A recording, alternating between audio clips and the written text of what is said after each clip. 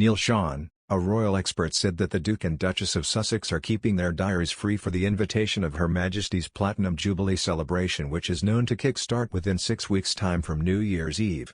The respective events will be held in June 2022 over a 4-day weekend. It is believed that the royal couple is keen to attend the celebration with Her Majesty and the other royal family members. Mr. Sean said, according to a very good source, their royals' message is this: yes, it appears that the former royals are clearing their diary indeed, and this is of course for when the major celebrations of the wonderful Platinum Jubilee really kick off on the 6th month of 2022, that's June. According to very good sources and palace courtiers, they tell me that they've received word, get this, from Harry and Meghan, that they are going to keep their diaries free should, of course, they be called upon now. I'm sure that Her Gracious Majesty the Queen would have enough people helping to serve the teas and possibly clearing up at Windsor Great Park, who knows, and you can only imagine what on earth they could possibly offer, and I don't mean that in a cruel way, but you know it's going to be very difficult for Her Majesty the Queen and of course, His Royal Highness Prince Charles and Princess Anne wouldn't fancy asking her about coming over. Katie Nicholl, a royal expert, told over the summer, I think we can be certain that Harry and Meghan will be coming back to Britain. I think the Platinum Jubilee celebrations in June 2022 are a likely opportunity for them to come over to be a part of the official celebrations of the Queen's 70th year.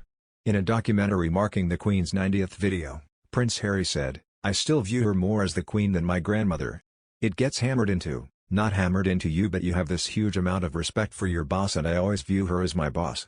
Apparently, Mr. Sean also confirmed last year that Prince Harry extended his support and assistance through a letter to the Queen for the Platinum Jubilee celebration.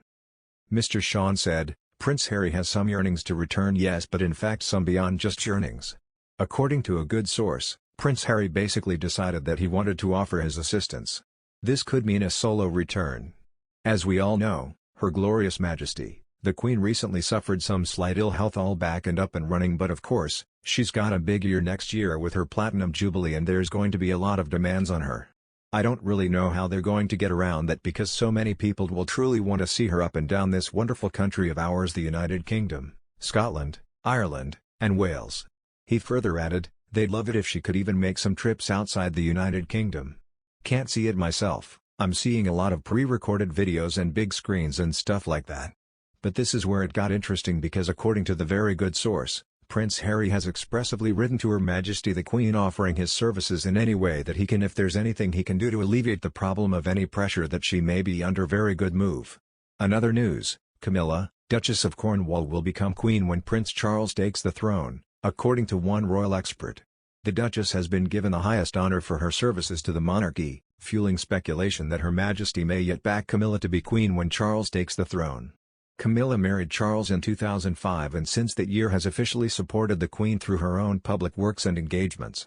The wife of a king usually uses the title of Queen Consort, but due to negative public opinion at the time of their wedding, an official statement from Clarence House said it is intended that the Duchess will be known as HRH, the Princess Consort.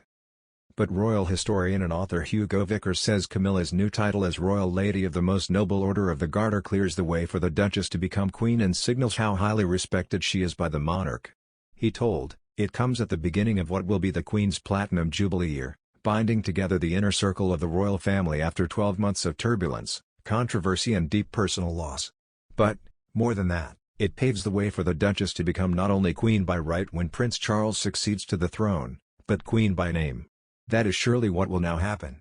Royal expert Robert Jobson has previously claimed that Camilla will be Queen and believes the word intended was used in the original wording of the statement to give the public time to warm to her.